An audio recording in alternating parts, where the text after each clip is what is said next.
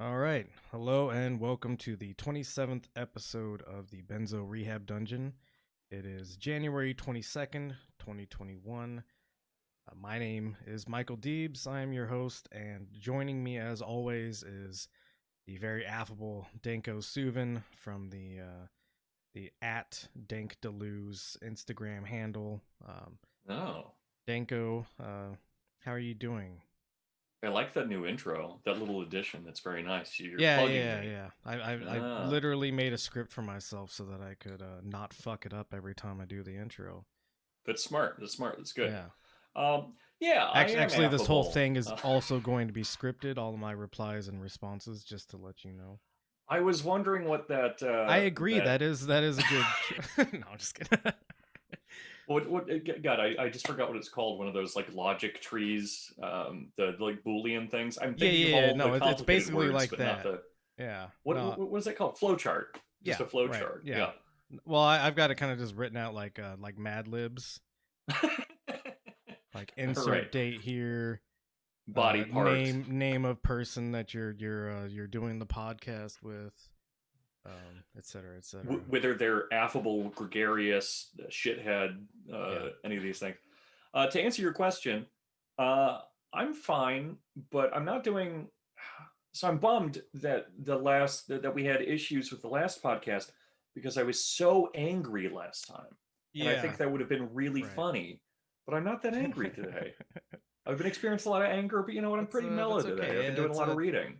Yeah, there's like a roller coaster effect of emotions. I think that's just in play in kind of like the background of society right now. Yeah, I mean, we got a new president, and so we're back to normal. Yeah, you know? No, for sure. Yeah, I was gonna ask if like the fact that you're not very angry anymore was based on yeah, that everything's fine again. Yeah, everything's back to normal and we're good. So you know what complaints could we possibly have anymore? I forget who said it, but I read someone I think posted today that this is the 11th Reagan administration. So that's pretty good. So yeah, I mean, you know, it reminds me of this is completely in the opposite direction. But okay. I saw a video. I was watching one of Hassan Piker's like reaction videos. And there was this guy. There's this new app called Clapper, I think. It's basically just name. TikTok for like ultra conservatives. Oh, I thought it was TikTok for people with venereal disease. No. That's well, probably the same thing, honestly. Yeah, why not? Why not? They're dirty people, and they fuck more than me. Yeah. No. But this guy was going on this long rant about how Ulysses was the last actual president, and so from the 18th president on, America has technically been a corporate branch of like the English government, and so what's happening now is that Joseph R. Biden isn't the actual president; he's a stand-in, and since there's no actual president, America is gonna like decorporatize somehow magically through like the laws of like Old English or whatever. And you know what's wild? Then Trump is gonna swoop in and become the 19th president because the last actual president we had was Ulysses. That's a really rare type of conspiracy theory. Oh, it's amazing, right? It's insane, you know, that like Grant was the last president we had. Yeah. But it's it is such Ulysses. Interesting. Yeah, I don't know. Yeah, yeah. I mean, Ulysses. I mean, Ulysses is probably like a better name for him because that's the one that stands out, right? Right. Yeah. But it's an interesting conspiracy theory because it's a conspiracy theory that actually works better for Canadians. And Right. I don't think that that's like something that you see very often Yeah. because not to say, and we've talked about this a couple times, but Canada is very far from being like an innocent nation in any way, shape, or form. But the No, it's ways in which they're like diabolical are generally ways that like America generally has them beat in a lot of ways, yeah, in a yeah, lot yeah, of ways. for sure. But that conspiracy theory is just I would believe it if you said it about Canada. Yeah, if you said Where it about yeah. like Canada or Australia or something like that, Yes, yeah, yeah, exactly. yeah. Yeah. Um, But that's for historical reasons. yeah, that's so as much as I've dogged on like the establishment Democrat loving sort of people who have all these like rabid conspiracy theories about Russia and what's going on there and all that. It's good to know that there's still a side of conspiracy theories that's so far flung it like I don't know exits the fucking stratosphere. Right, right.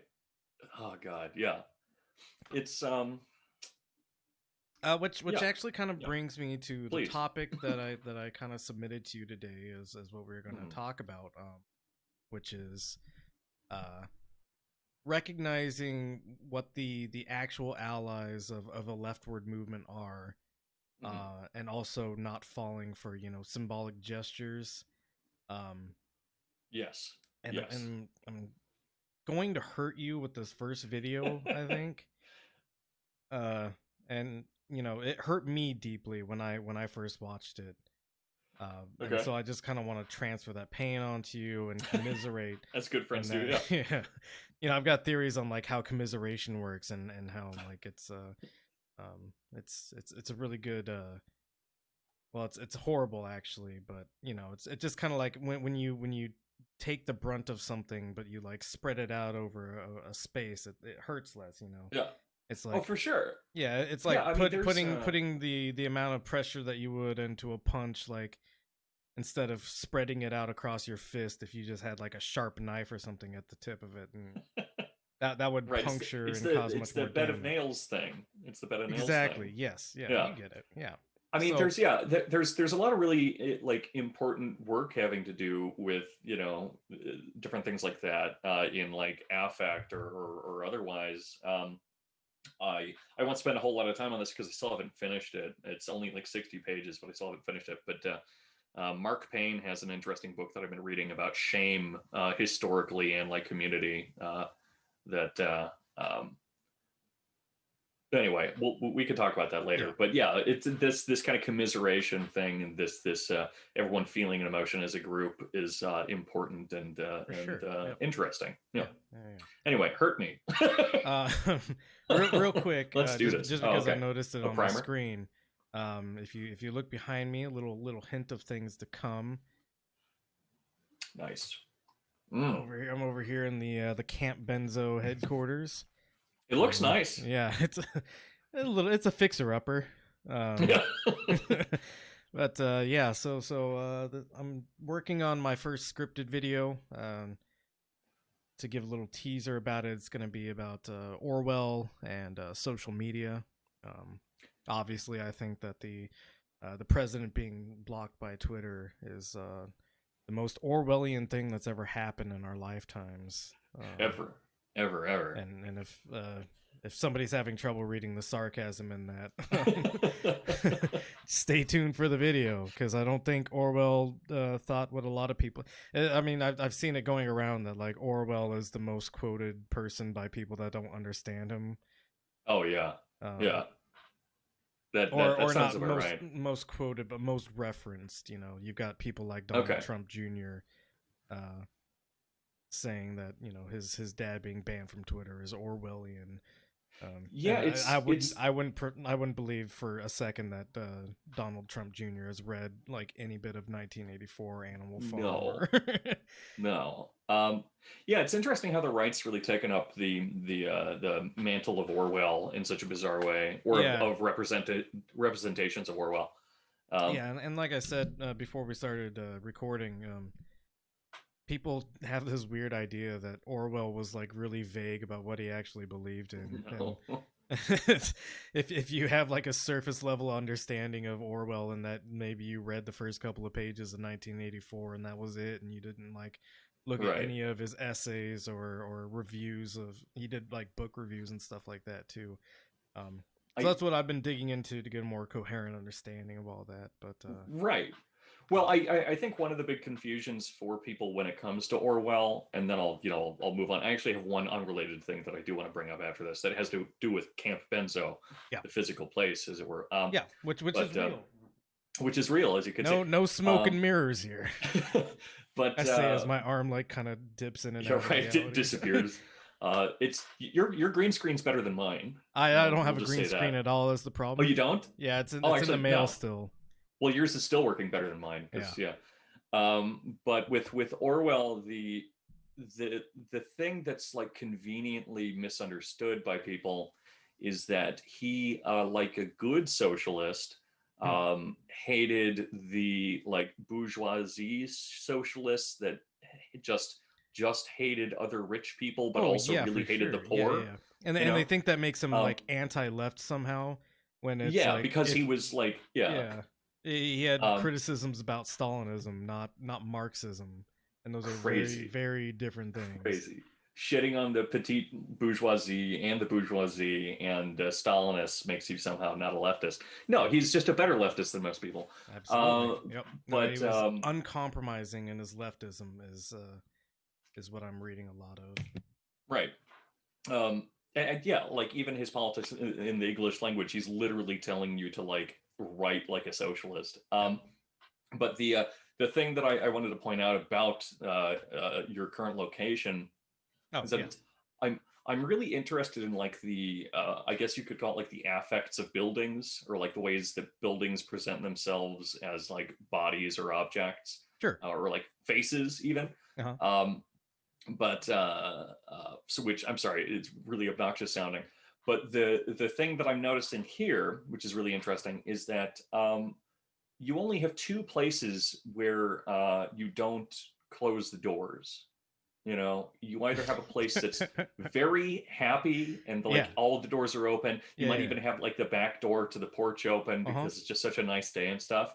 And then there are doors where so little of value remains within it that all the doors remain open no matter what, though the outside is always boarded up. Yeah. So the doors the outside are never open, but the doors from one section on the inside into another are always open. Well, I can So tell it's you very right interesting. now that out of the two options, it's the former. This is a happy place, Yeah, yeah, yeah. Yeah. and Which is nobody here is technically a prisoner. I will note, contrary to what you're saying, though I'm not gonna tell you how you and your building feel, but I think that maybe you and your building don't feel as good as you're saying because, per my theory, the doors on the inside are all open, but it seems like the window is closed. Well, it's Do you chilly not want to let outside. people in? Do you have That's walls? the only entrance. No. Right. This Only is a exit is very also the window. large building which I've recently acquired, and there's many more rooms in it. Which, if the series of scripted videos continues, we'll take a look at some other rooms eventually. Oh, I love that idea. That's great. Okay, so how are we going to commiserate? What's Oh happening? yeah, so I'm gonna hurt you. let's go ahead and pull up the old browser. Is it still commiseration if you've already seen this and no longer feel misery as you Oh see no, it? it hurts me every time I see Okay, it. I good, good, good, promise. good. So That's this important. is Oh, my favorite people right there. yeah, Hmm. they're great. I All think I have right. to maybe. Oh, I think I can go back. Let's see. This is like the worst player. All right, I might have to refresh this. I never loved Mad Al, but it's interesting how much more I dislike her 4 years Mm. after feeling fine about her. Yeah. No, she went from a very neutral person to, man, you're fucking intolerable. Yeah, just Russia crazed like Yes, conspiracy yes, lady. exactly, and that's Really one of the people that painful. I'm talking about when I was dunking on them for Yeah. like having all these Russian conspiracy theories.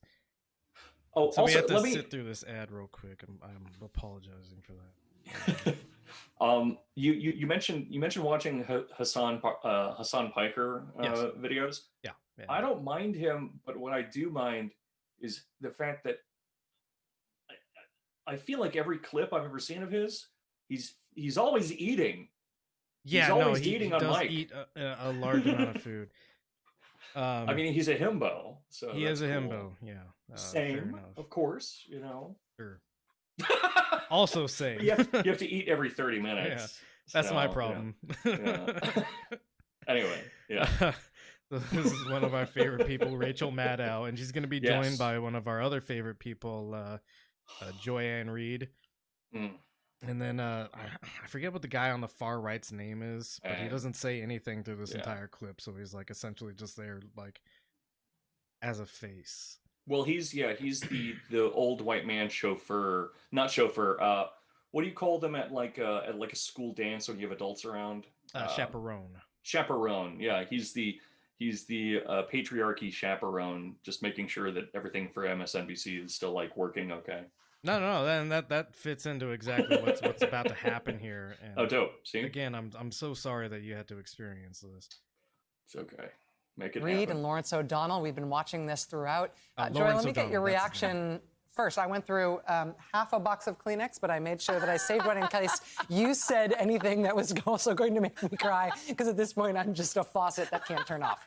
No, I'll tell you, I was mostly dancing around and singing along to the extent that I could, that I could keep up with the lyrics. I have to tell you, I was a bit worried about this inaugural having a feeling of just being the resistance to what we saw on 1/6, just being just an answer to that and sort of being defiant, I was sure it would be, and being this sort of an attempt, and we talked about it earlier, to sort of grab back, the traditionalism of an inaugural. But what the organizers of this event managed to do is that they gave us that, which we needed, right? We needed an answer. We needed that resistance. But they also gave us joy. They gave us fashion. They gave us celebrity. They gave us hope.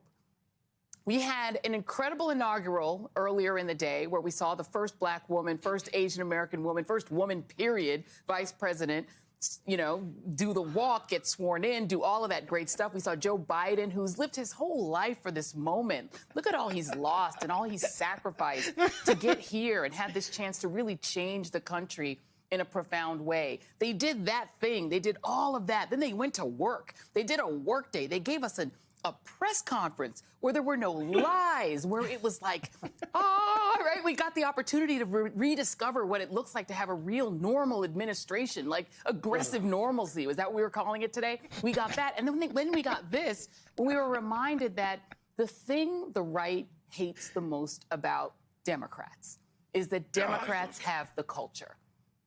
Democrats have the culture. They have the Hollywood culture. They have the glamorous culture. And the right hates that.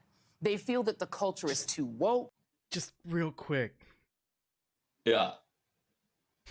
Do you give a fuck about the Hollywood culture?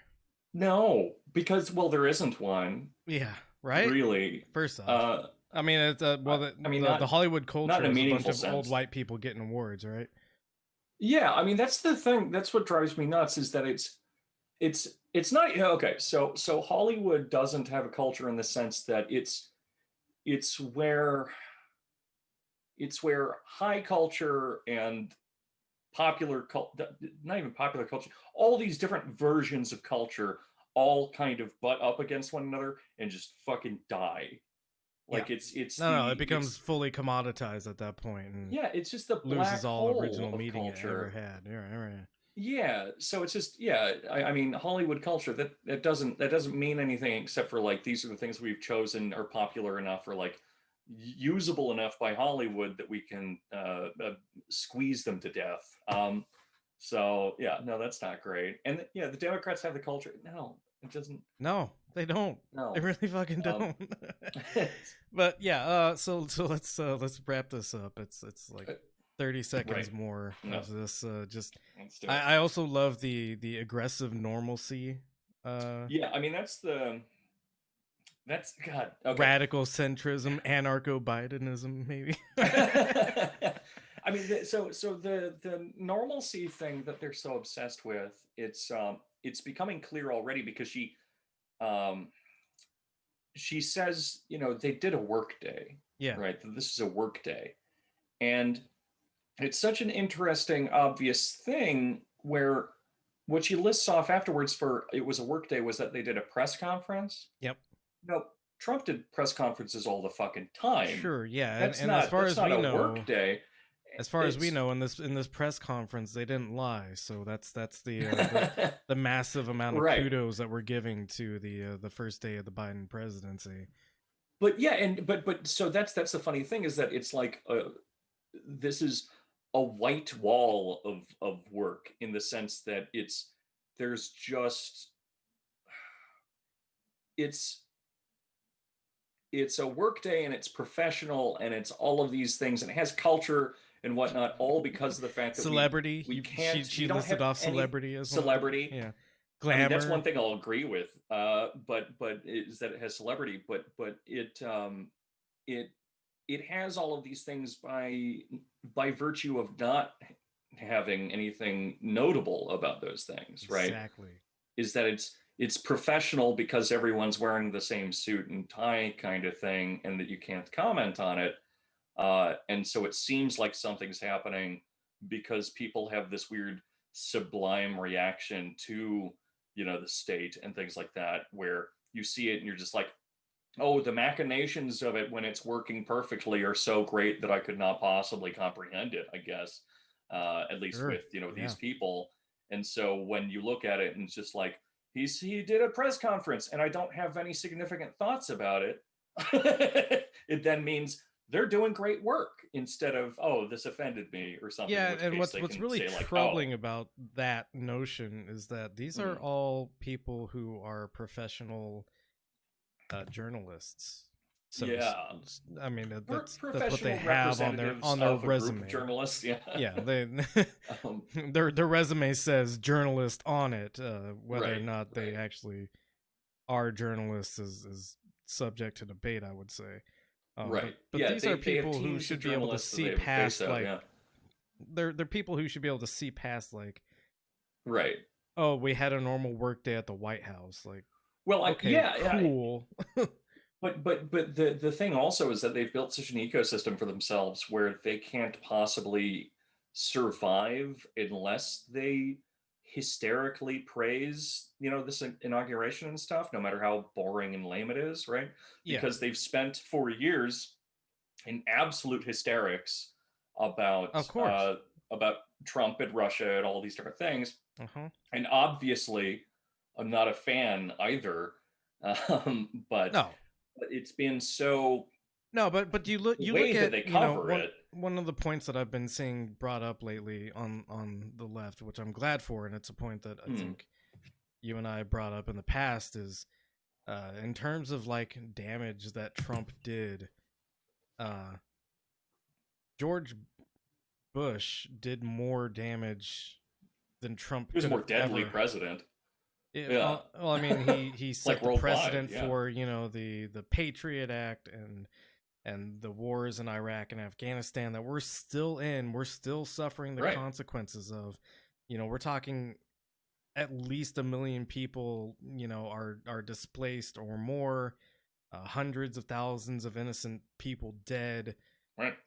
But he's been turned into a teddy bear by MSNBC. Oh yeah, he's welcome at the inauguration, and oh, look at this! You got a picture of Barack Obama and Michelle Obama and George Bush having a little chat together at the inauguration, and sharing candy or whatever.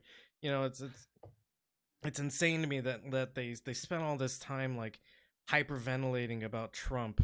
While in the same broadcast, they'll say, "And look, it's George W. Bush, famous painter." Right.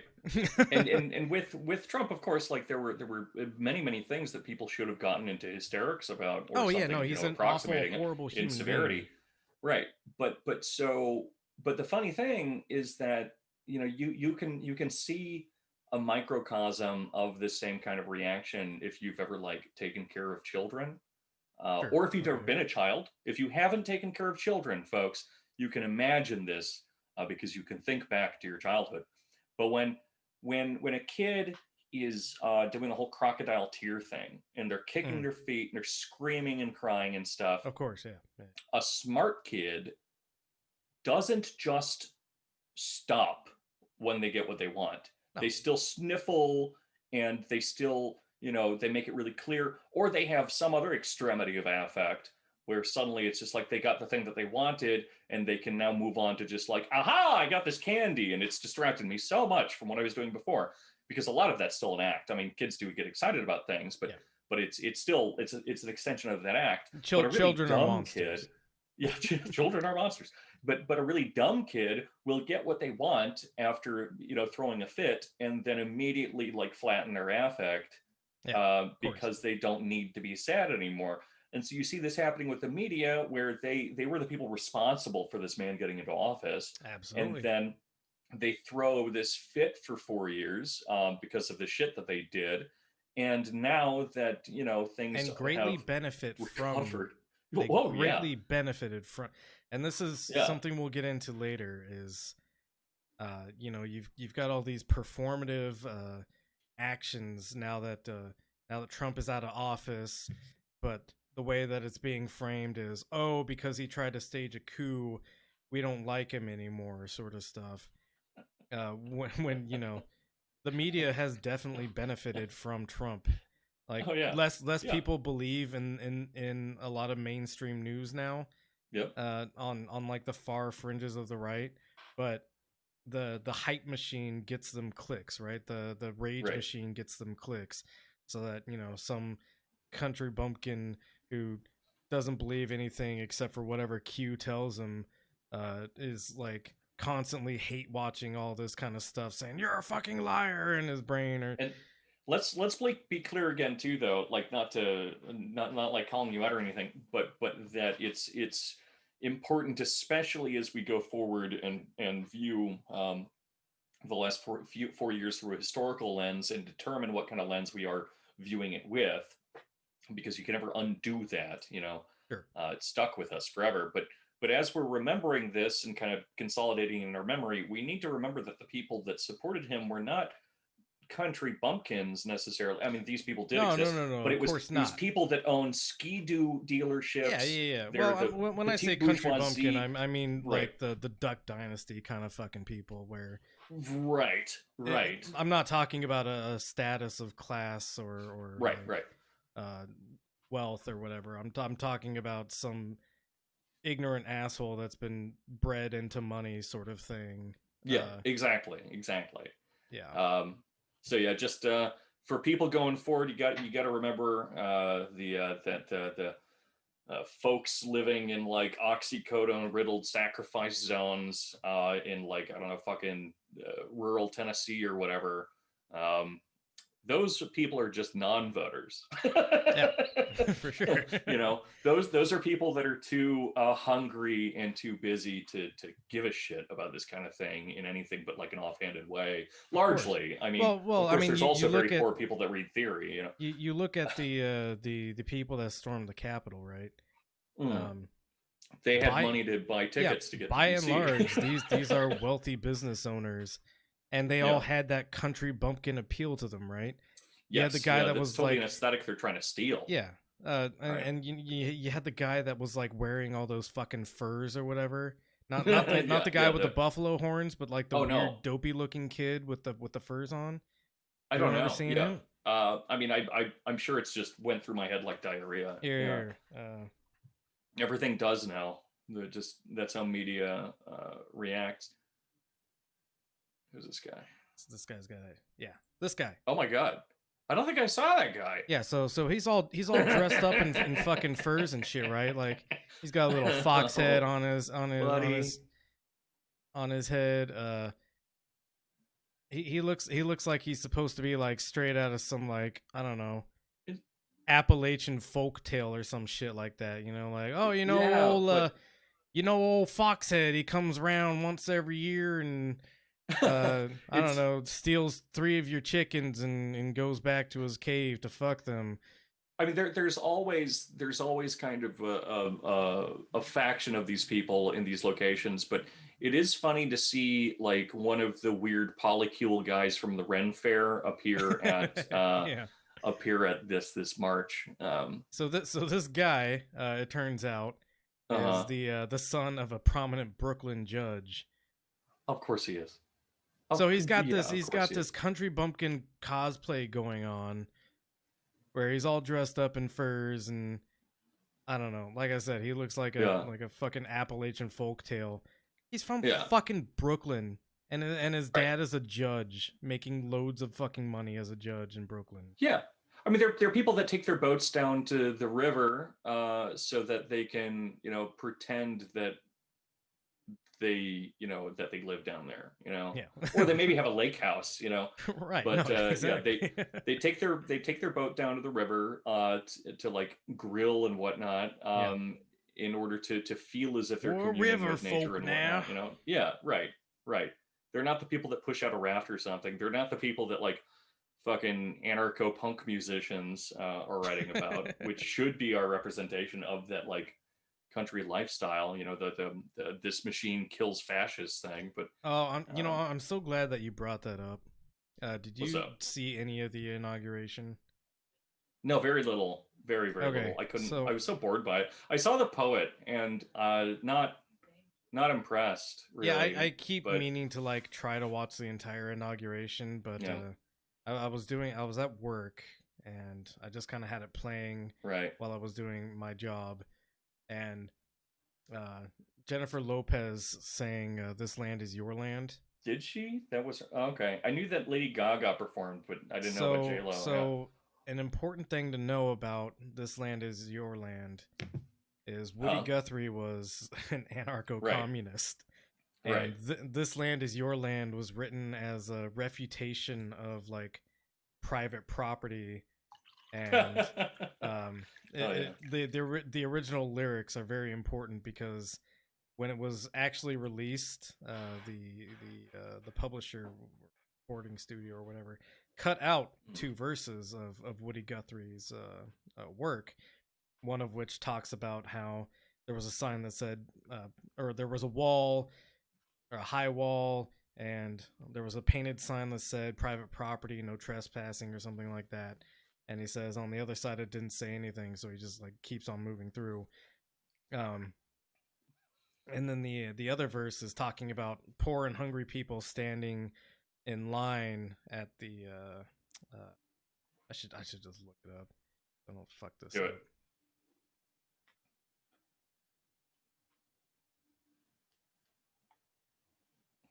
But basically, the song is seen as like a response slash refutation of like Right. the "God bless America" sort of rhetoric that was going around at the time. Right.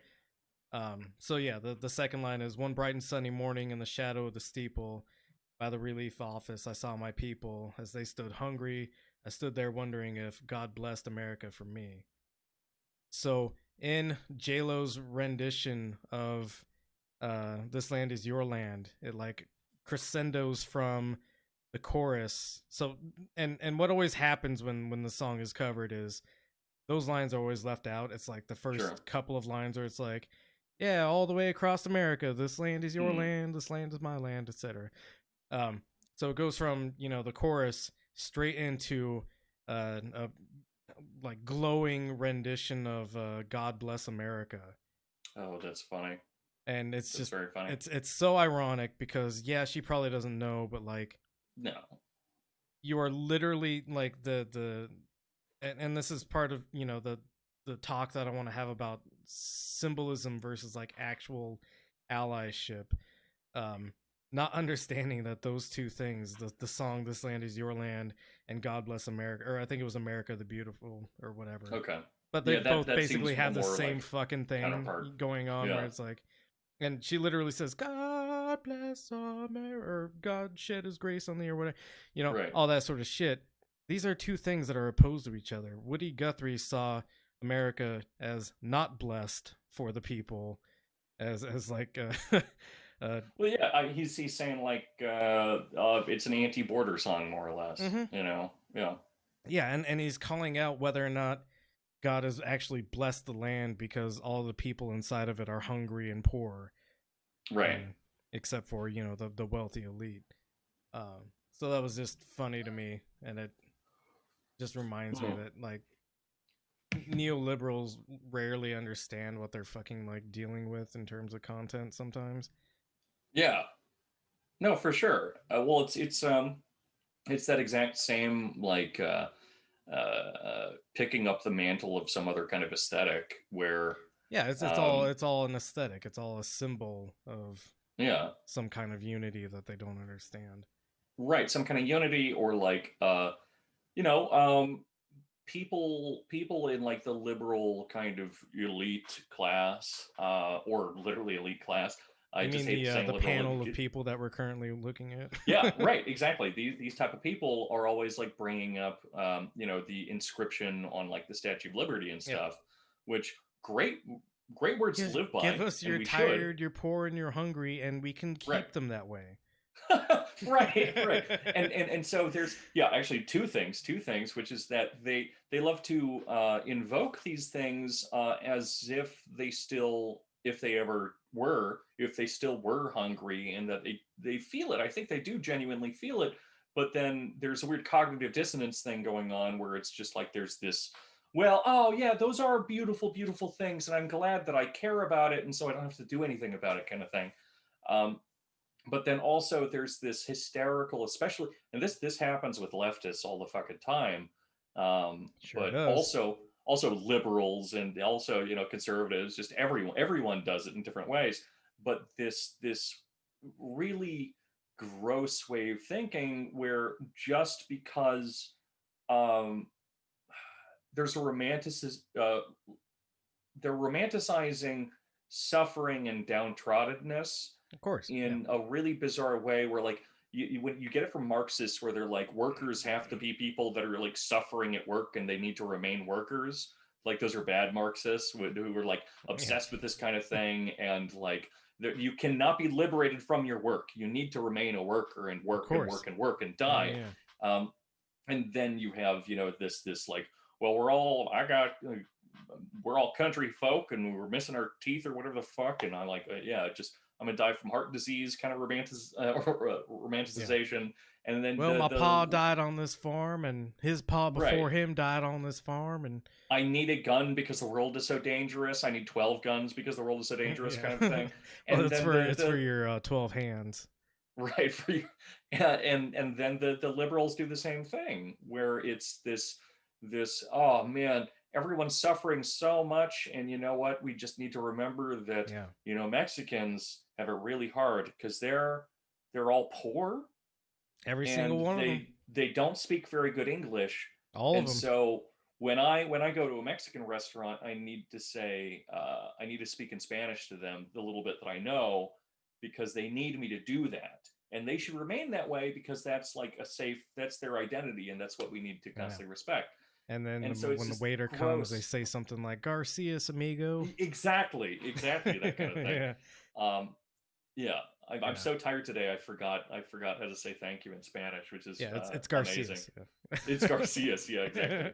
Garcias, garçon. Funny mixed language. Anyway, Let's finish up this clip. continue. Yeah, everyone's dissimulating and fake. That's all I'm saying. Yeah. It doesn't get any better. It's too multicultural. It's not John Wayne anymore. There's all of this multiculturalism and wokeness and liberalism, and they hate it. But they also envy it. They also wish they had it. And they hate the fact that after Ronald Reagan, they no longer had a claim to the culture. They want the culture more than they want the politics. And so this was that. This was the culture answering what we saw on January 6th. And it was a beautiful answer. I don't understand that take. It's No. such a weird. It's completely divorced from like reality. Yeah. I mean, it's like, was it Obama that did the whole like, there's no red America or blue America? There's like, just a purple, There's- beautiful America. Nah, right. I think so. Like yeah. that. And you know what? He's right. He ultimately is right, but not in the way that he was kind of saying, right? Where like he was there's not a red America. Right. He was accidentally right, and when you think about it in hindsight, that might have been like an accidental carryover from when he was trying to learn like theory in order to fuck girls. Right, exactly. But like, no, yeah, he accidentally totally right. remembered some of that theory, so it came out. There isn't a red America and a blue America. There are these people, and then the people we've been dealing with for the last 4 years. Yeah. And then there are people that think about it on either end, which are in their own bizarre spaces. And then there are people that are just too tired to care.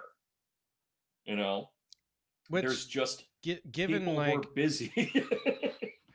You know, given how many people voted in the last election, you know, you're talking about like it was like what 70 some odd million apiece, right? I think that's still most of America is people that are just too tired to care. Yeah, exactly. It's a sizable. It's like almost like I don't know, half of the eligible voter base is like still completely disinterested in voting because they don't feel represented by either side enough to like give a shit enough to vote, I think. Right. Let me see. Let me find the numbers here. We can move on and continue on with stuff while I find these numbers. Yeah, cool. So you know, the quote unquote left not understanding who is or isn't their ally.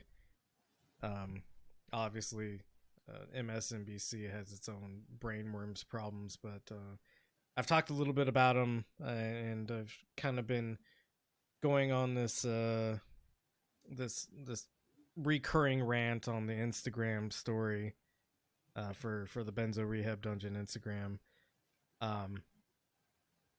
You know, understanding who our allies are and who our allies aren't, and you know, being able to spot like disingenuous actors versus genuine actors, whether or not they're like ideologically perfect or anything like that.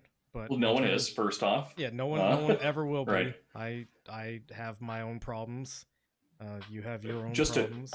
I don't. But but just really quickly, actually, I was surprised by this, but apparently 61% of the eligible voters in the U.S. voted, so it is the majority of them. But you have to think that this is after 4 years of Trump. Yeah, that's 61%. It's usually not that high. No, it's normally like I want to say like 35-40%. Yeah, I think so, because usually I think I end up hearing in the like the ranting and raving of like the vote or die stuff. Usually they're saying like 60% of people don't vote or something like that. Yeah, right. No, it's usually 2/3 that don't vote is from what I understand. That seems right. Yeah, and so it's like weird and alarming that this election 2/3 of the population actually voted. People have wild abjection responses. Yeah, no, people feel disgust. You know. Yeah, no, they're and it's a aesthetic thing, of course. Right. Trump was embarrassing, you know. Yeah. Well, it just goes to show that the best way to win an argument is to call someone a poopy head, and that's like ultimately how you do win. Is you make them out to be gross, and then it's like, oh, I don't want to agree with him. Yeah. Uh-oh, gotta vote against the poopy head guy. Against Stinky. I don't want a poopy head president. We have a lot to learn from children, especially from this episode. You know, I think so. Yeah. This is an episode about children now. So those are the only allies we have. Children just speak the truth all the time, especially when they lie. Yeah, especially when they're lying to get cookies or something. I do want to say though that you know, certain people who might be our allies, quote unquote, are not great. Like, you know, Trudeau's not great, but some people are really awesome and are pretty much perfect, like Macron. I didn't mean any of that. When you said Trudeau, I was like, I'm suspecting something coming out of this. Yeah. Trudeau's a shithead, and Macron's like a banker monster. Yeah. Yeah, I mean, the French are constantly burning their country down for a reason. As they should. Yeah, and it's not because Good on Macron you. has ushered in a wave of magical socialism and happiness or something. Right. Sorry, I was just refreshing my drink because I need more of that. So I've talked about him a couple of times on the Instagram story, of course, and I think maybe once or twice in the podcast I've kind of brought him up. But there's Jimmy Dore, Oh yeah. who had a good idea with the force the vote thing. I will admit Sure. that much. It was a good idea. Functionally, it really couldn't work, and the quote unquote squad. I think that term is so cringy, but Yeah. everybody knows what I mean when I say the squad. Yeah. So that's the best way to say that. Just because there's a cringy term for it, you didn't invent it. Yeah, I didn't invent it's not this, your fault. and I don't go in my mind. I'm not like the squad who I love. The squad. Yeah. Hashtag hands. Yeah. But the people in the squad recognize that this is a neat idea to try to force a vote on Medicare for all, so that we have on record a list of Democrats and Republicans, all Republicans essentially, that don't support Medicare for all, so that we can try to primary them. Well, functionally, it wouldn't have really worked to try to leverage that against Pelosi, because the machinations of Congress, how they work when they're choosing a Speaker of the House, it would have gone up to a vote. If there wasn't enough votes to confirm either Pelosi or McCarthy, who is a nightmare, compared to Pelosi, who is a shitty person, right, it would just go to a secondary vote, and whoever won that secondary vote would be the new Speaker of the House. So you can't really leverage that against, and this is before it just wouldn't have fucking worked, basically. No.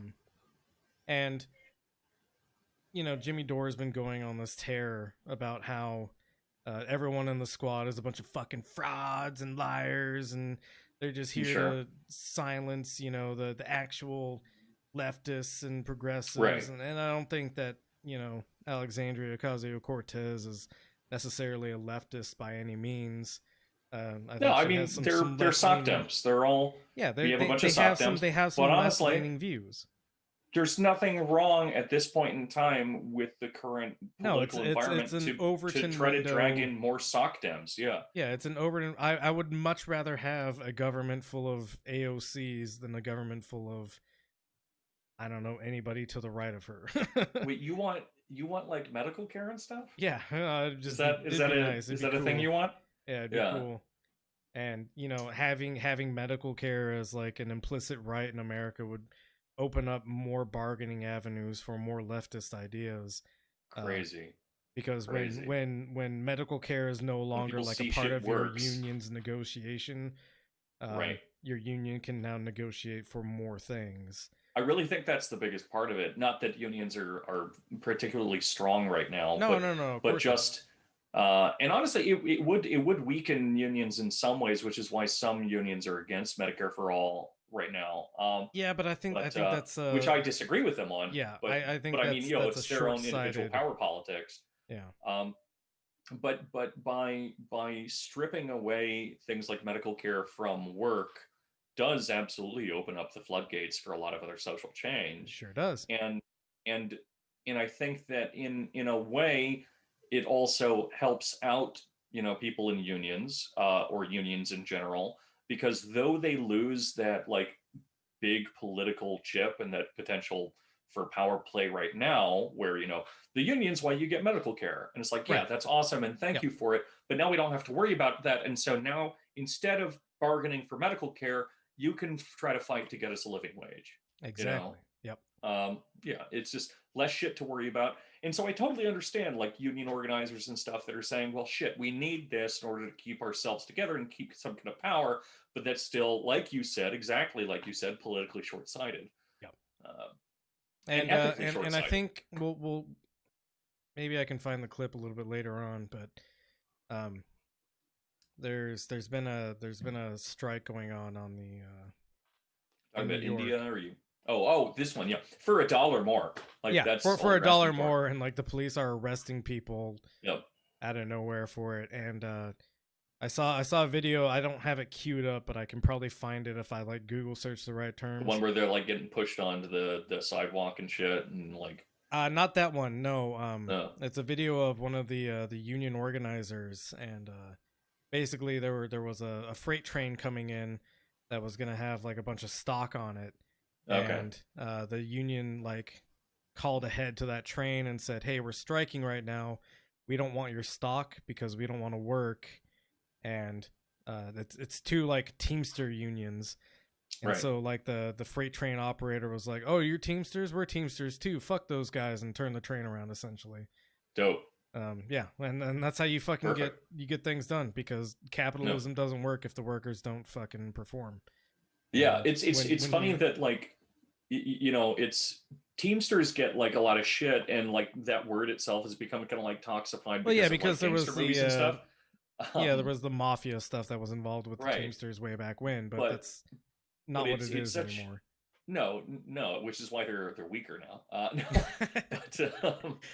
but Organized crime but is it's- sometimes okay. I'll just say it. but yeah, I mean, it's I feel like when people think about Teamsters too, they only think of a union, rather, which is also an interesting kind of thing, instead Sure. of like the role that they actually Yeah, yeah, fulfill. But just Walter Benjamin, I think I've brought him up on the last couple podcasts. If I, I believe haven't you mentioned have. him, Yes, it's either been that or in the workshops. I honestly don't remember what happens where now. it's all a blend. But yeah, it's all a blend.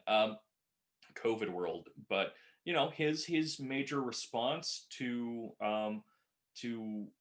not having like an ethical form of law and not having an ethical form of violence was that if you want something done, just stop things from working, do like a general strike and stuff. Yeah, and the best absolutely. way to do that is to simply shut down logistics. Mhm. So Teamsters and anyone that has to do with making the like essentially the cardiovascular system of the country work, When those are the people that you need to make stop working for a while to make things change. when COVID first broke out, there was a general strike of all longshoremen on the West Coast because they didn't think that Dope. they were getting proper protections Right. from the virus. And Yeah. all it took was like not even a full day of just not operating the cranes and other machinery that pull all these shipping containers off of boats, and they basically got all their demands met immediately, because Right. that's just so much money that was sitting there, some of it perishable.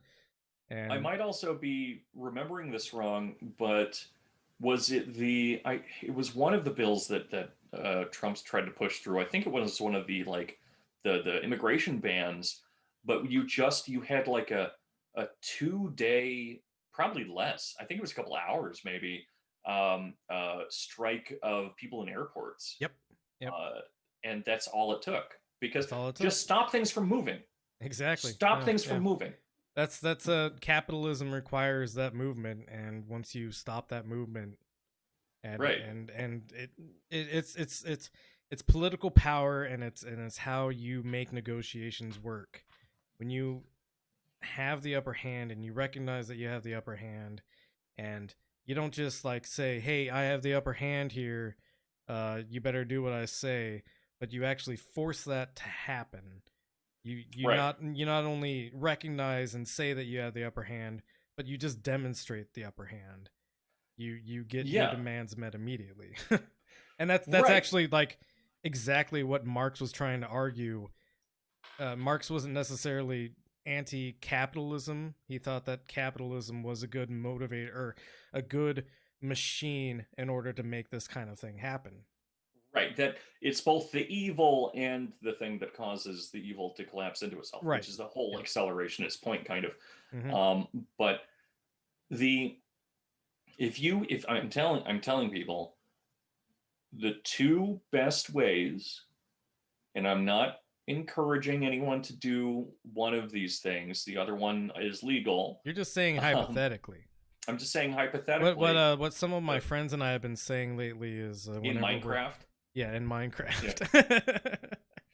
Whenever So we're saying something that might be troubling, we just say, yeah, well, in Minecraft, it would be theoretically Actually, possible to. if I said in Minecraft, it would actually make it more confusing because it's something you could do in Minecraft and it's bizarre. You can do anything in Minecraft. But You can make you a fucking can, calculator in Minecraft. But You totally can lose all hypothetically, your relationships by playing Minecraft. if we were to perform a targeted mass pension withholding scheme where all the banks that fed into pensions withheld, or all of the people that led into the pensions held by banks, if Yep. those withholdings occurred, you could collapse capital very quickly off of that, probably.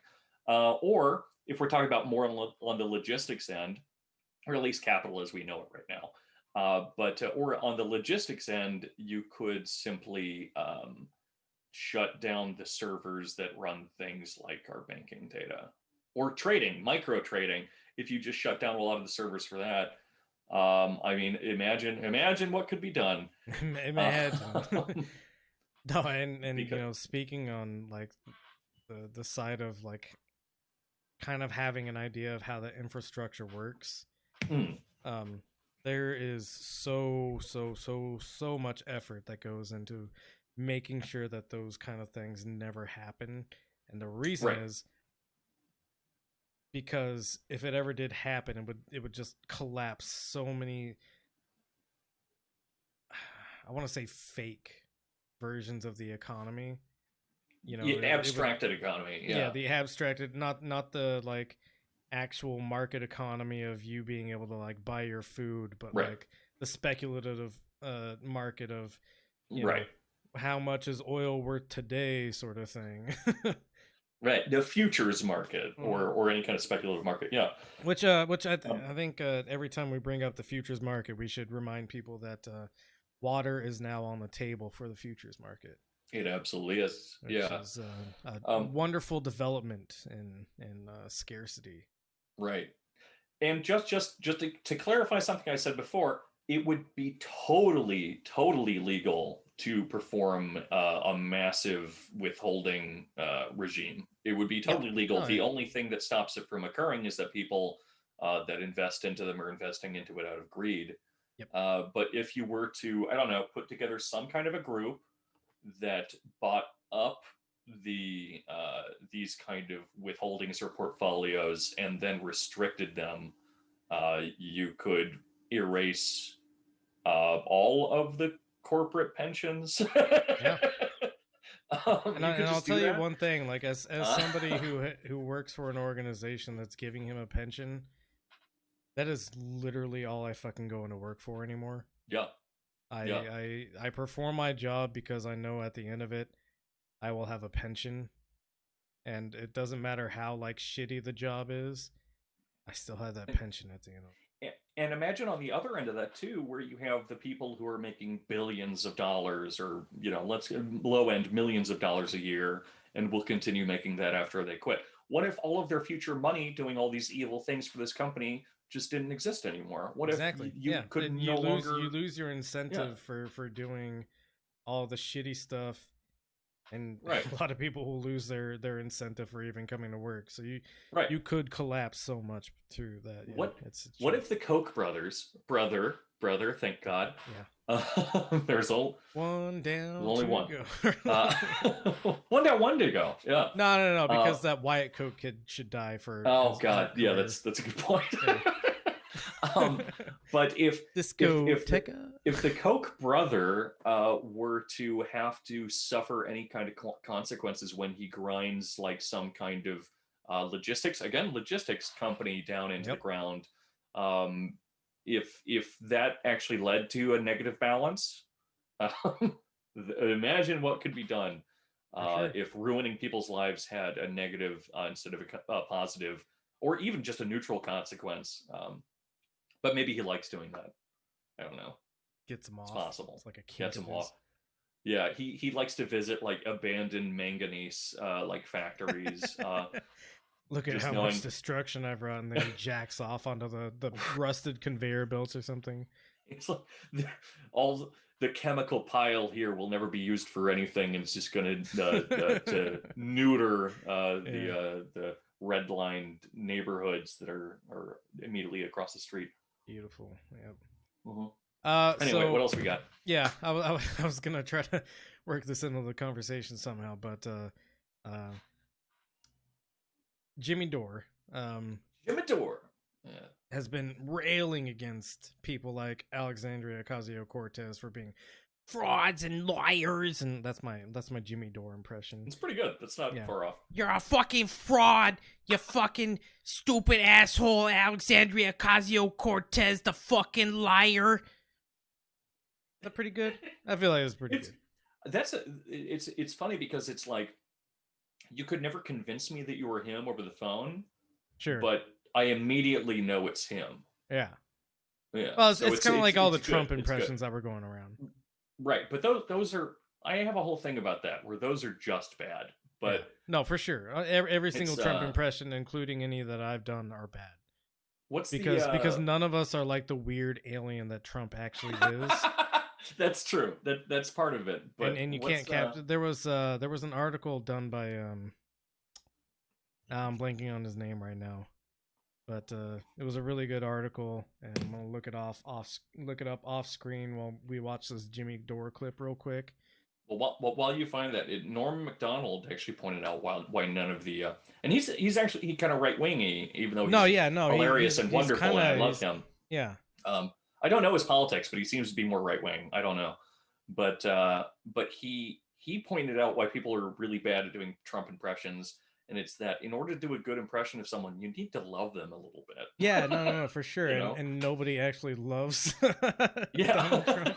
Actually, while you were saying that, I was able to pull it up. Okay, what is it? Yeah, it's samchris.com. Oh, that guy rules. Yeah, Sam Chris does really, really good writing. It's very poetic a lot of time.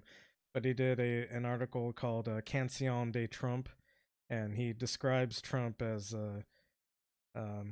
this is the opening line. In October, President Donald Trump suggested he might leave the country if he lost the election. Now he's lost. He won't go, but I like to imagine him in Greenland. You might remember that only last year there was a brief scandal when Trump suggested buying the island from Denmark.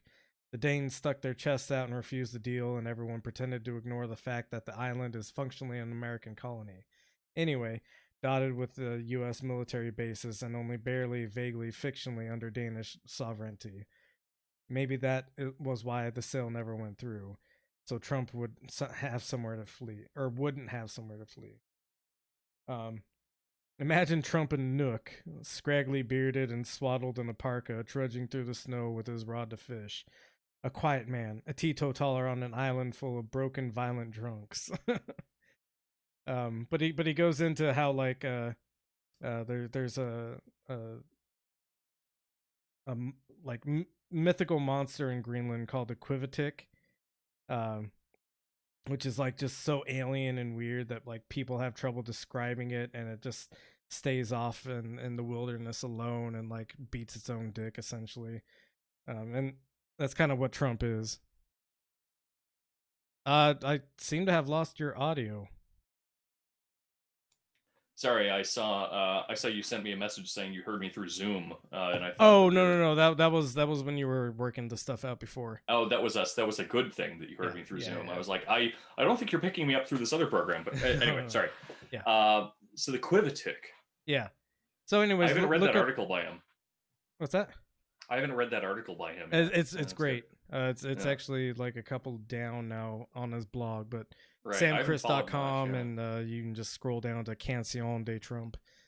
His work talking about the fires in California is probably still my favorite. Yeah, no, it's beautiful phenomenal writing, and very, very poignant. But anyways, Jimmy Dore. Also, I followed him on Instagram, and he has great cooking stuff too. He's apparently a very good cook. Yeah, good cooks always have good politics. Props to Sam Chris. Yeah, of course. Yeah. So Jimmy Dore's been railing against people like AOC for being frauds and liars and whatever bullshit, etc., etc. You know, half true. Sure, kind of, sort of.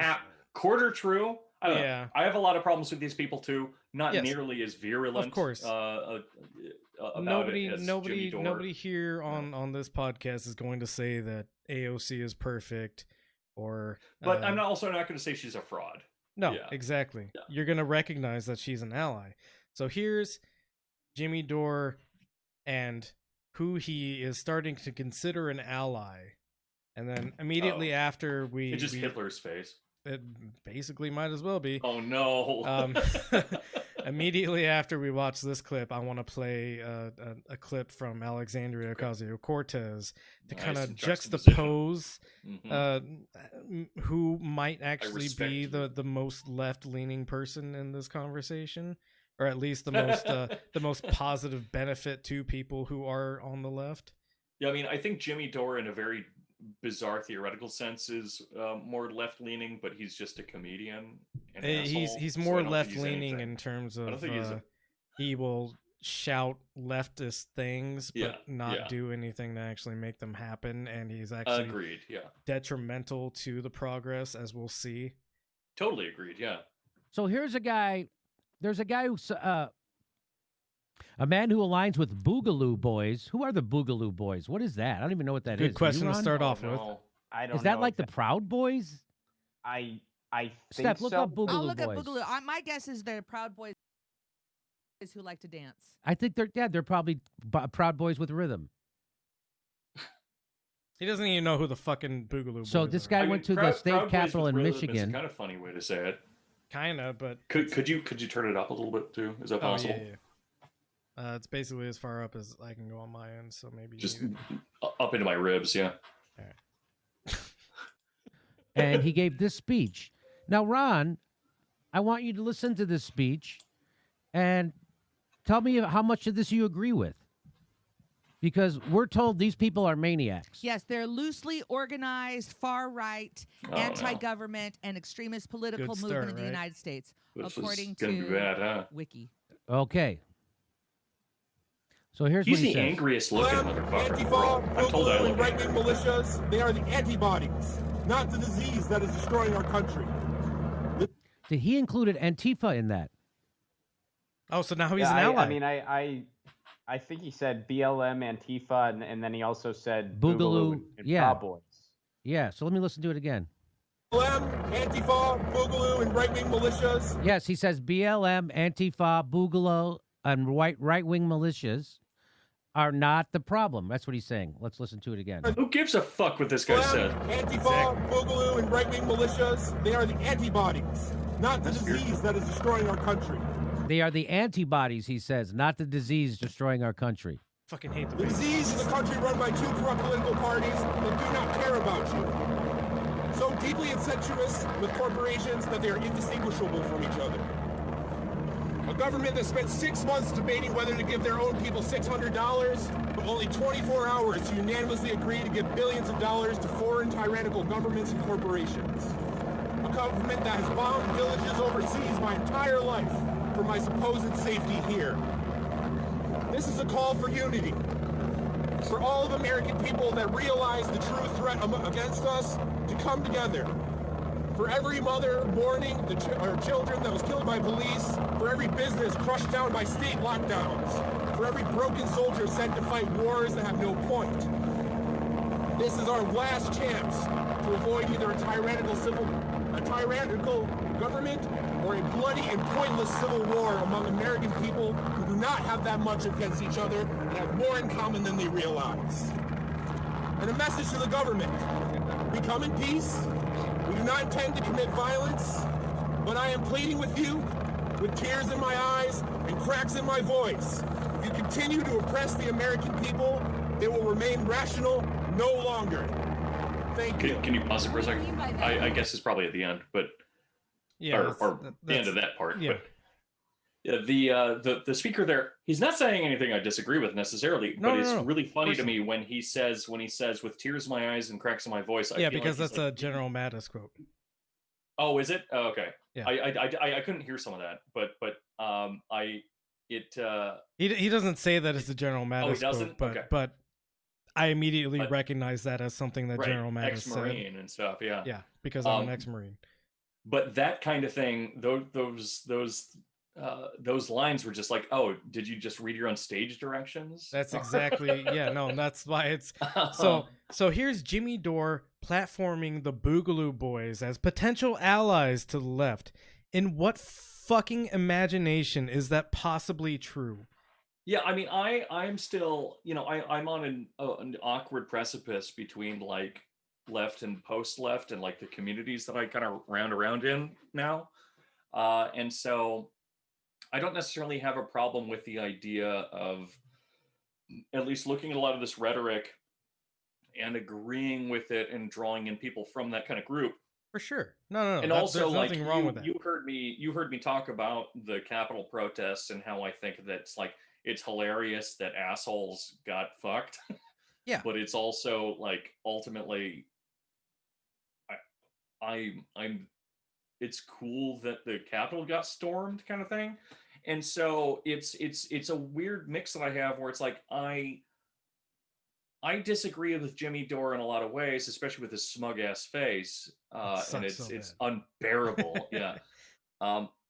But at the same time, it's like, yeah, I mean, these people are most of the rest of their exceeding politics are terrible and nonsensical.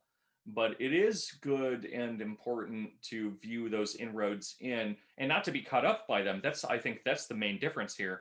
But that's seeing kind that, of like, exactly what I don't Right. disagree with a lot of what he Right. said. Where I it's like- genuinely challenge the genuineness of it, what Right. it leads to, what the actual politics being professed are. Like, it's one thing to say, oh yeah, we're not anti-Antifa or whatever. Well, these people would immediately become fascist if they were ever given power.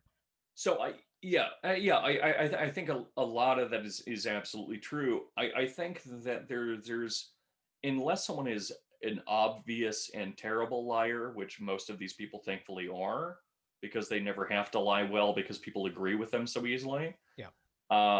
But I choose to let people more or less. Dog whistles are part of their honesty too. Let me say that they will perform dog whistles and lie about it later, and those lies are bad. But as they dog whistle, that's still a part of their honesty. So long as you understand all the language that's being used, because they are speaking to someone, right? It just may not be to you. But I choose to believe people when they're saying things, unless it's just such an obvious lie. Largely, not just as an act of optimism, because a lot of people on the internet have been calling me optimistic recently, which is, you've interacted with me in person, Yeah, and anyone that I know you better knows than, that's not true than these people Yeah. do, I guess. but that's one of the things, is that like I do affirmative readings of things, and it's not that at all. It's in fact the fact that I'm cynical about myself, right? Sure. And it's sorry, this is a tangent, but I'll finish it quickly. There's a Sartre quote, which is that it's the anti-Semite who creates the Jew. Yep. Right. Mhm. And not to compare them to anti-Semites and to compare myself to a Jew, even though it's literally, or sorry, the other way around. But that's still kind of literally what I'm trying to avoid, where I don't want to produce images of people so that I can produce an image for myself, because that dialectic works both ways, right? Yeah. Where the anti-Semite becomes an anti-Semite because he built a Jew, right? And so it's this circuitous thing forever. And so when this guy says that he has these complaints and that he agrees with these other people, I think that he genuinely believes that. Just probably the rest of his politics of like removing, all forms of regulation and stuff are bullshit, and he's bad and all that.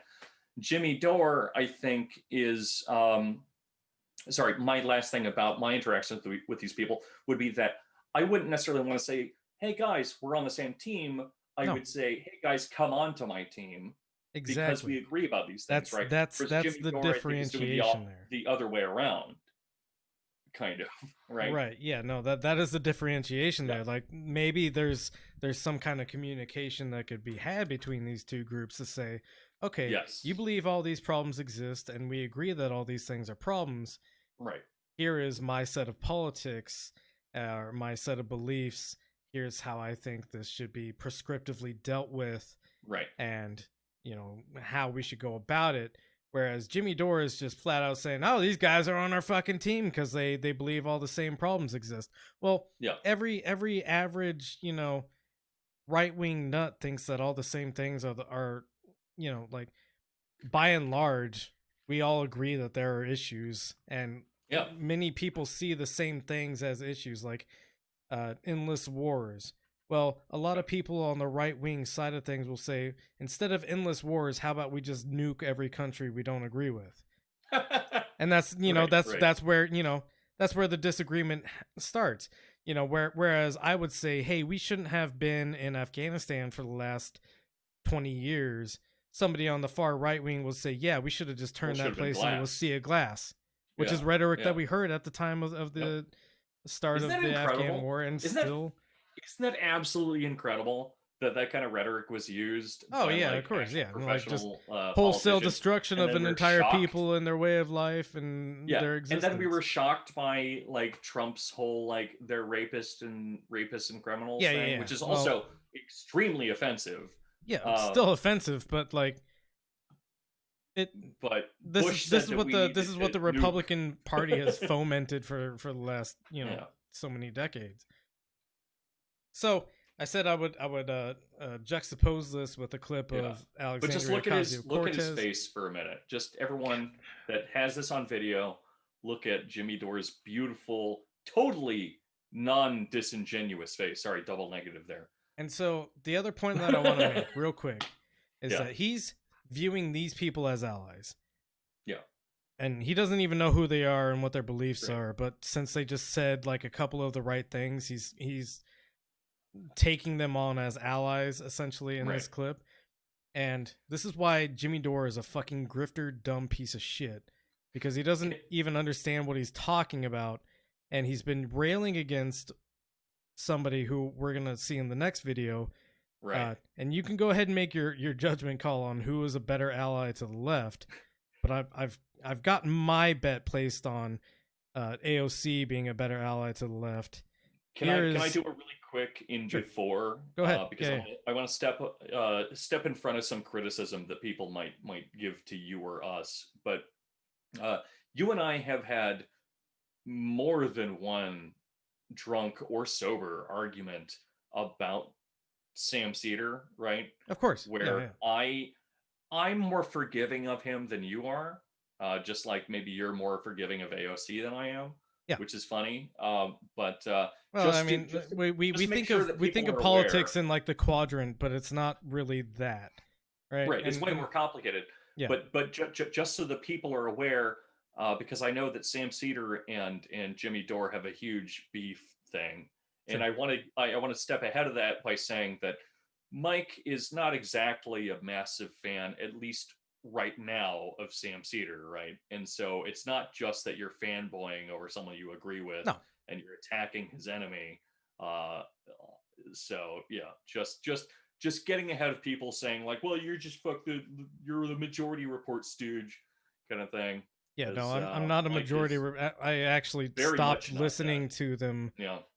In the lead up to the election because I got tired of all the which God bless you. I still kept listening. Like I said, I'm more forgiving of Sam, and we agree on some things more than others. But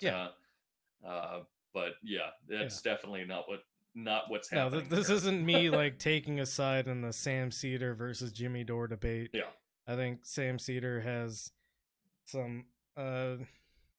He's a lame-o electoralist sockdown. Yeah, I mean, yeah, like kind of. That's kind of like most of my problem with him. Yeah, that's. See, we've had these arguments already, which is why exactly we've had these conversations, so you know my stance on it. I do. I'm not choosing sides in the Sam Cedar versus Jimmy Dore thing, except for like, would I rather listen to Sam Cedar versus Jimmy Dore? Of course I would, because Sam Cedar actually has legitimate, like, we may disagree sometimes, but I think that Sam Cedar is not a grifter or Yeah, he or, actually like, knows how Social Security works. he knows how all these processes. That's one of my criticisms of him, is that he is so involved in the process sometimes Right. that he Yeah, misses the ideology a lot. for sure. Whereas Jimmy Dore has like ideology sort of, but he has no idea how to fucking apply it in any way that's useful. And so this is the differentiation that I would like to make between somebody like Jimmy Dore, who is calling AOC like a fraud and a fake or whatever. This is the same day as the inauguration. Alexandria Ocasio-Cortez did not attend the inauguration. Instead, she was at the Hunts Point Produce Market, standing shoulder to shoulder with people who are trying to bargain for a higher wage. Shoulder to shoulder with each of you all, and for all of our workers here, for all of our other unions that are operating in solidarity coming out here, thank you for showing up. And for anybody who might be watching or hearing, who isn't part of you, who's just in the neighborhood, pull up. Pull up. Thank our workers. Bring some hot chocolate. I brought some. We got some Bustelo on deck. It's coming. But we're going to bring more and more and more. And the more we talk about this, the more everybody can put on the pressure so that we not just get a buck, but that we change lives for people across this country. So thank you for doing that work. Thank you for doing that work. Shoulder to shoulder with each of you all. I mean, cheers to her for that. Yeah. Seems nothing like she said there is contestable at all. There's another clip which I wasn't able to find, but she talks about how organizations like this don't just improve the lives of the people directly involved in the organization, but that it shows the rest of America that these things can happen, and that employers either need to change their ways or be subject to these kind of strikes, etc., etc. So who do you think is practicing a better leftism out of these two people? I mean, it's hard to say. No. Who's performing direct action versus the guy who's just screaming about how AOC is a fraud and a fucking liar, and who's calling the Boogaloo Boys fucking allies just because they have the same list of problems we have, but not necessarily the same list of fixes that we have. Right. Oh shit. So they stopped 300, is that 300,000 pounds of fruits and vegetables? The work at the market daily? has been described as backbreaking, with employees moving around 300 pounds of fruits and vegetables daily. No, so not 300 pounds. 300,000 pounds. Did I say 300 pounds? I meant 300,000 pounds. Yeah. I can do 300 pounds in an hour. Yeah. Less than that. For sure. Yeah. 300,000. You're a very strong boy. Thank you. That's all I said that for. Yeah. But yeah, 300,000 pounds a day in this one market. Wild. I want to see if I can find that video of the guy that was at the. This is why we need an editor or a producer rather. Don't we have a producer coming on soon? Yeah, that's in the works. I need to talk to him Nice. again.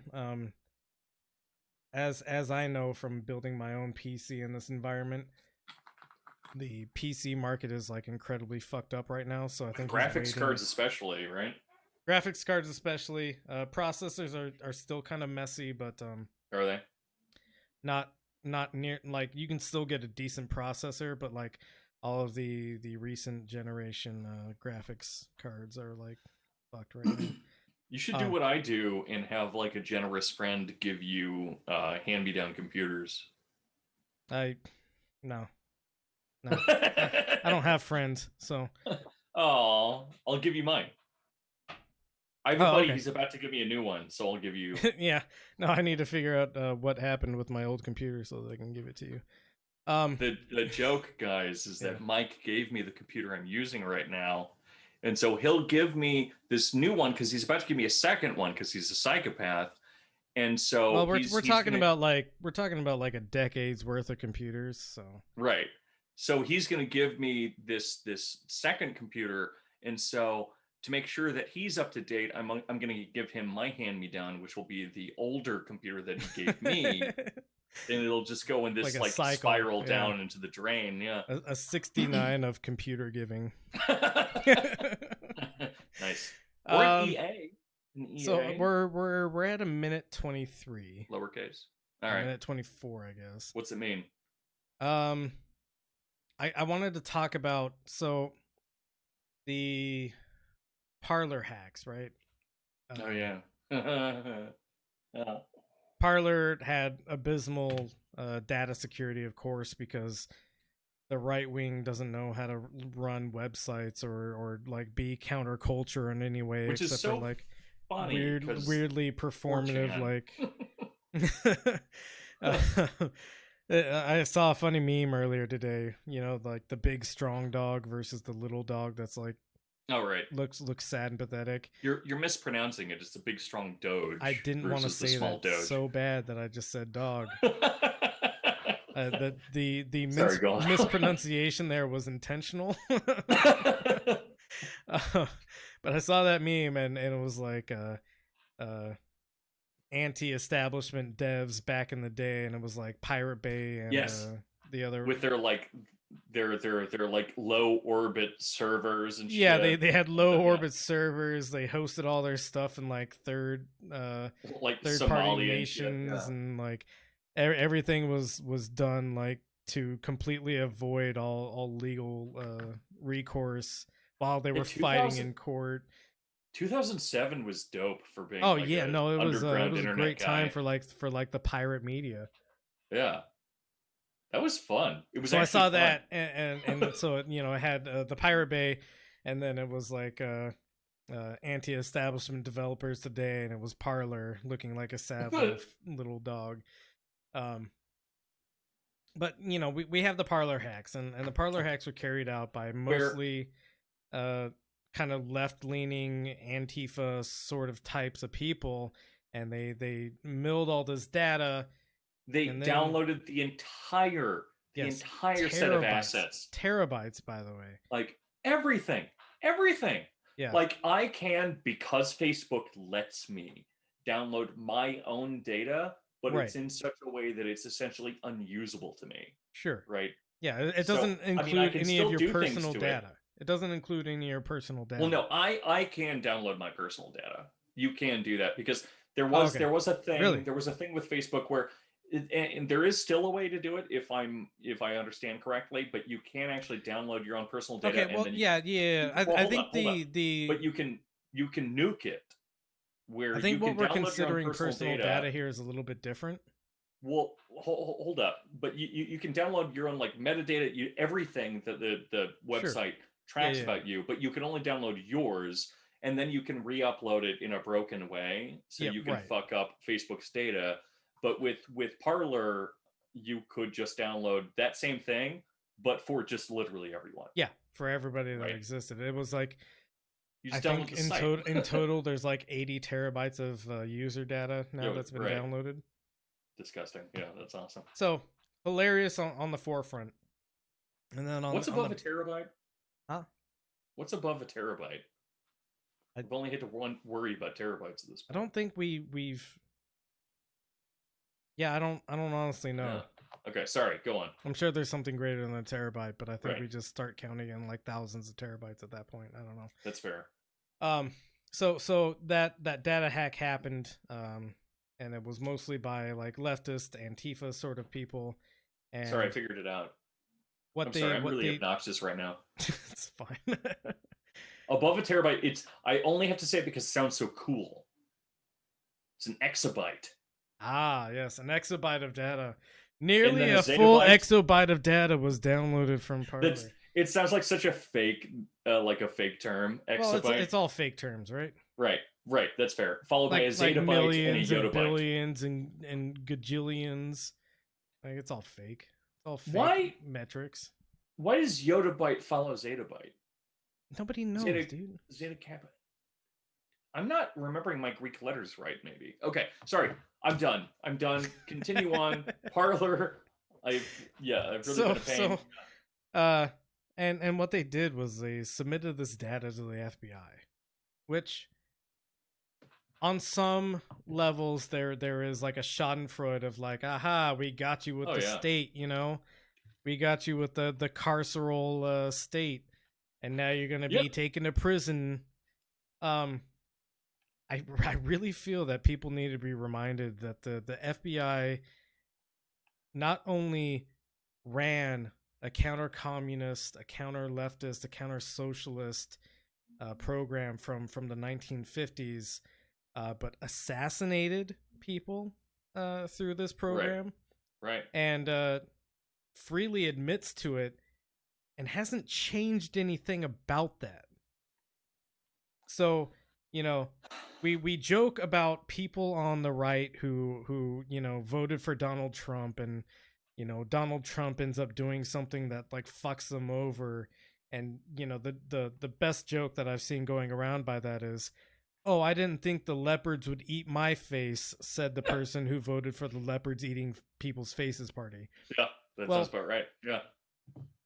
You have to fucking understand that the FBI is the leopards eating face party, no matter what side of the argument you're on, whether you're left or right. And the fact that the FBI doesn't have or didn't have these kinds of data logs from Parler, when we're talking like random hackers who just happen to notice this exploit found this. Do you think the FBI doesn't have hackers on call, or they don't have the infrastructure? Who already did this. Yeah. Or well, that's the thing, is they didn't actually do this. The FBI didn't do this because they weren't looking at the right the way that they should have been, or the way that they could have been, rather. Yeah, there's probably some NSA like group that already has all the data, but they don't talk to the FBI because none of our like alphabet guys talk to one another. Well, and the other thing is like the FBI has been saying for years that, you know, right-wing white nationalist terror groups are probably the biggest threat to America. But what have they done in that pursuit? Have they started COINTELPRO for the right? No.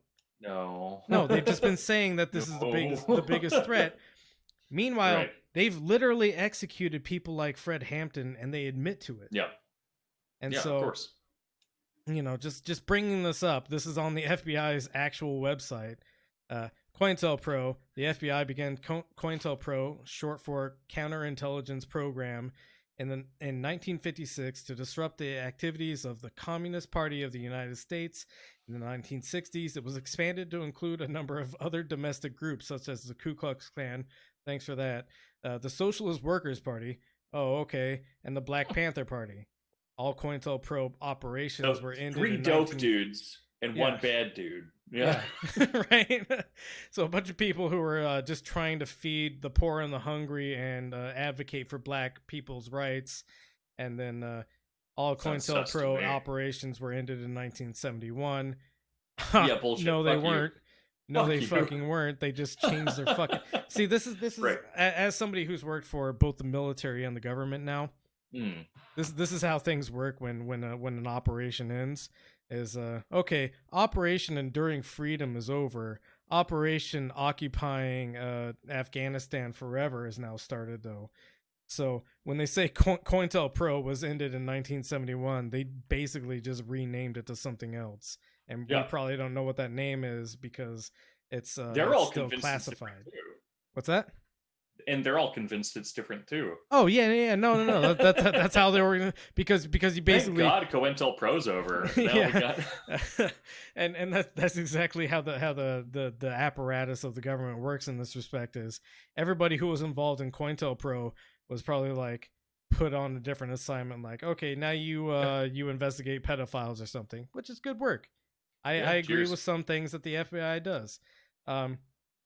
But then what they did was they started Operation Kill All Communists before they could even speak out, and they just took on like some new blood, and we've seen this like with the took on some new blood after the killing joke. We see this with like the CIA rebranding, sort of stuff. Oh yeah, which is so funny to me. Yeah, it's hilarious stuff, and it's like. Nothing about the CIA's mission has changed, but the way that they're trying to reach out to people has changed because they want a brown person who will put down Latin American leftist. Did we lose that episode? organization. Was that our last episode that we lost? No.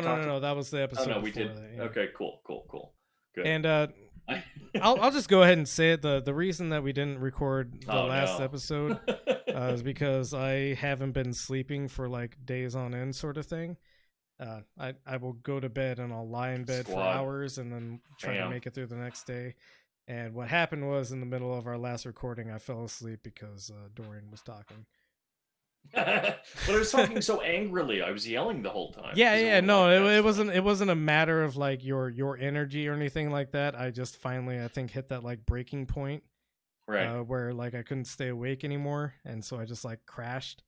And yeah. I didn't think that was usable in a lot of ways. I thought it was very funny. Because it was funny. It was funny, but I didn't feel great about it. I went on a long rant, and one that, like, I don't know if we can try to redo at some point, but I went on this long rant and I about like mental health and stuff, and then after a while, I'm just like, Mike. Yeah, Mike? you went on a rant about mental health, and then we and then your mental health. Yeah. Right. But yeah, I'm doing things to make sure that I go to sleep now, which is just drugging myself to sleep. I mean, you seem rested. Yeah, no, I've been taking melatonin every night at a certain Is that hour. helping you? What's that? Is that helping you out?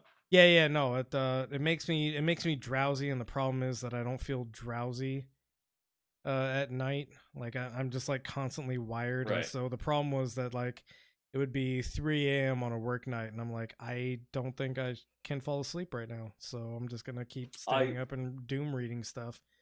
I will warn you that while like melatonin isn't a problem on its own, it's pretty innocuous.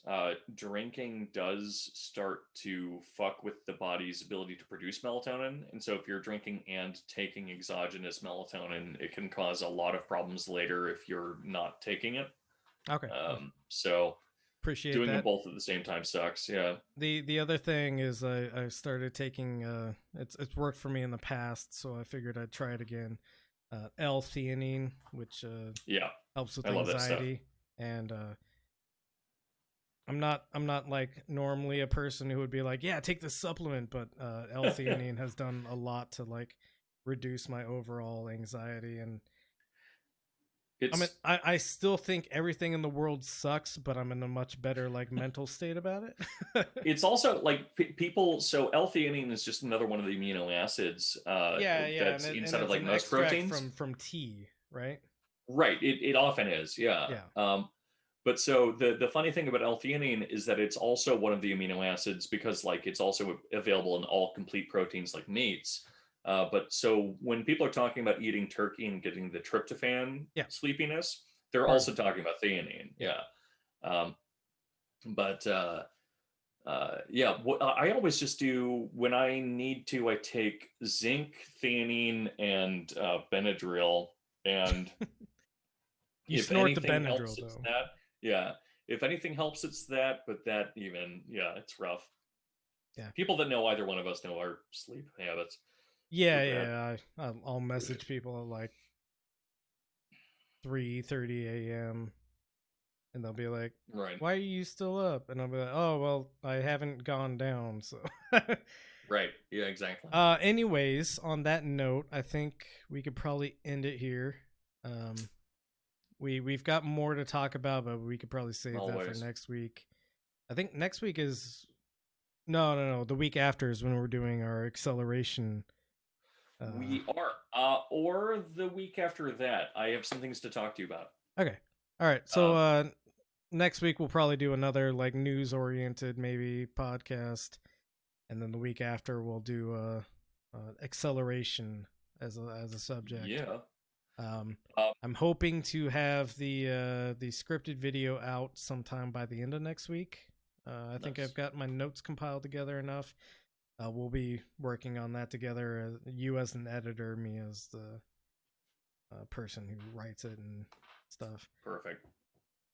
I got a pitch as well, which is that this last Saturday of the month, so the 30th, that's the 30th, right? Or is it the 31st? I believe it is. It is the 30th, yeah. My workshop is going to be open to anyone and everyone. So just as open house kind of thing. I think I've finally decided what the theme is going to be. I think we're going to be talking about loss and or grief, and I have a textual object that's actually a song. So if you don't want to do a whole lot of reading, Very nice. you can just sit down for, admittedly, a long song. It's like 12 minutes long. But everyone is welcome. Contact preferably myself, but Mike or myself. Yeah, I'll be able to give anybody information. But it'll just be over Zoom. It's at 11 a.m. until 2 p.m. Pacific Standard Time on Saturday the 30th. We'd love to have anyone there. You can sit in as just an observer. You can be part of the conversation. Whatever you want to do, and you can bring in writing for us, or you can not. It's up to you, and I'm excited to do the open house. Sounds good. All right. Yep. We also have a Patreon, Teespring, etc. You can buy one of our shirts. Out. I still have to do that. Yeah. The shirts are good. I actually have one that I can show people.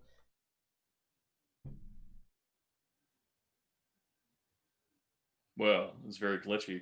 Oh, hell yeah, it's beautiful. So, go ahead and buy one if you want. What a delight.